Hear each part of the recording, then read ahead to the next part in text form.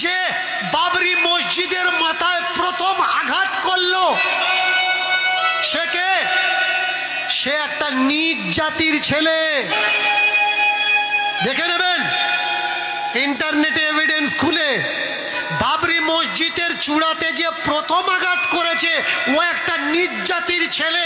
যারা বাবরি মসজিদকে ভাঙতে গিয়েছিল বেশিরভাগ নিচু সম্প্রদায়ের মানুষ।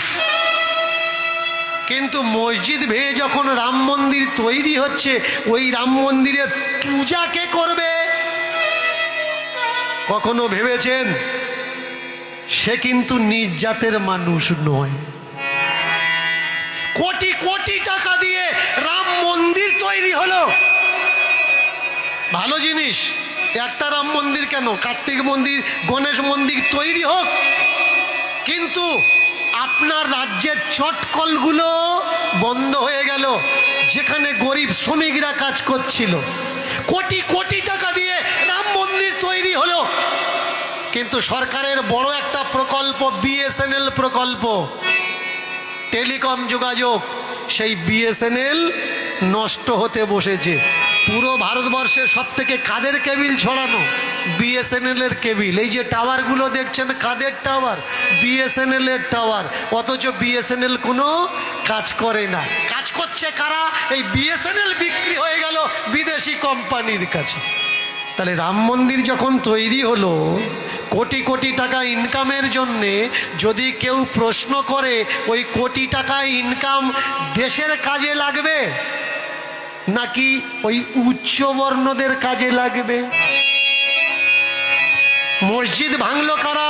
নিচু জাতের মানুষ। নোট করবেন, যদি একটাও অন্যায় কথা বলে থাকি বিচার করে বলবেন যে দীনকৃষ্ণ ঠাকুর আপনি অন্যায় কথা বলছেন। যে বাবরি মসজিদ ভেঙে রাম মন্দির আমরা তৈরি করলাম, রামকে ব্রহ্ম সনাতন রাম, রামকে ভগবান রাম, এই রাম মন্দির তৈরি করতে গিয়ে দীর্ঘদিন ধরে কোর্টে বিচার চললো, দীর্ঘ বছর ধরে, সেই কংগ্রেস সরকার থেকে বিজেপি সরকার পর্যন্ত। বলুন তো এই রামের সব থেকে বড় ভক্তকে? হনুমান। তাহলে ভগবান রামের মন্দির তৈরি করার জন্যে আপনি আমি আমরা সাধারণ মানুষরা কোর্টের চক্কর লাগাচ্ছি, জজ সাহেব অনুমতি দাও আমরা রাম মন্দির তৈরি করব। তাহলে হনুমান একদিন কোর্টে এসে কেন সাক্ষী দিল না যে হ্যাঁ ওটা রাম মন্দির? কারোর যাওয়া লাগতো না।